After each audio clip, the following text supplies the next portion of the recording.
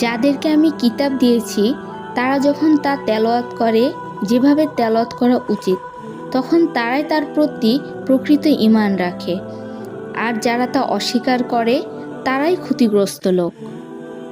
হে বনি ইসরায়েল, তোমরা আমার সেই নিয়ামত স্মরণ করো যা আমি তোমাদেরকে দিয়েছিলাম, এবং এই বিষয়টিও স্মরণ করো যে আমি জগৎসমূহের মধ্যে তোমাদেরকে শ্রেষ্ঠত্ব দিয়েছিলাম। এবং সেই দিনকে ভয় করো যেদিন কেউ কারো কোনো কাজে আসবে না, কারো থেকে কোনোরূপ মুক্তিপণ গৃহীত হবে না, কোনো সুপারিশও কারো উপকার করবে না, এবং তারা কোনো সাহায্যও লাভ করবে না। এবং সেই সময়কে স্মরণ করো যখন ইব্রাহিমকে তার প্রতিপালক কয়েকটি বিষয় দ্বারা পরীক্ষা করলেন এবং সে তা সব পূরণ করল। আল্লাহ তাকে বললেন, আমি তোমাকে সমস্ত মানুষের ইমাম বানাতে চাই। ইব্রাহিম বলল, আমার সন্তানদের মধ্য হতে? আল্লাহ বললেন, আমার এই প্রতিশ্রুতি জালিমদের জন্য প্রযোজ্য নয়। এবং সেই সময়কে স্মরণ করো যখন আমি বাইতুল্লাহকে পরিণত করি মানুষের বারবার ফিরে আসার জায়গা এবং পরিপূর্ণ নিরাপত্তার স্থান।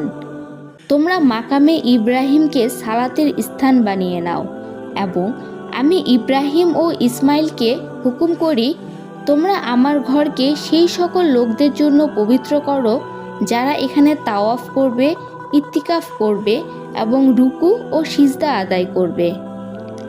এবং সেই সময়কেও স্মরণ করো যখন ইব্রাহিম বলেছিল, হে আমার প্রতিপালক, এটাকে এক নিরাপদ নগর বানিয়ে দাও এবং এর বাসিন্দাদের মধ্যে যারা আল্লাহ ও আখিরাতের ঈমান আনবে তাদেরকে বিভিন্ন রকম ফলের রিজিক দান করো।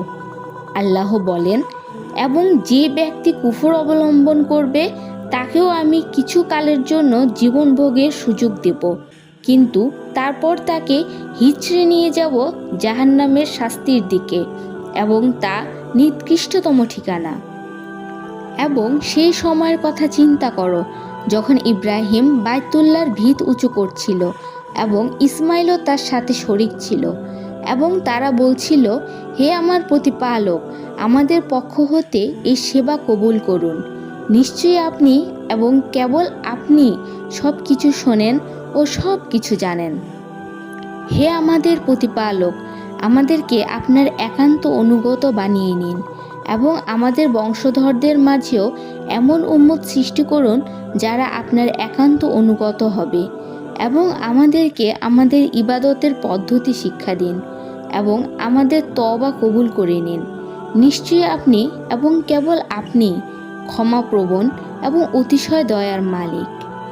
হে আমাদের প্রতিপালক, তাদের মধ্যে এমন একজন রাসূলও প্রেরণ করুন যে তাদেরই মধ্য হতে হবে এবং যে তাদের সামনে আপনার আয়াতসমূহ তেলাওয়াত করবে, তাদেরকে কিতাব ও হিকমতের শিক্ষা দিবে এবং তাদেরকে পরিশুদ্ধ করবে।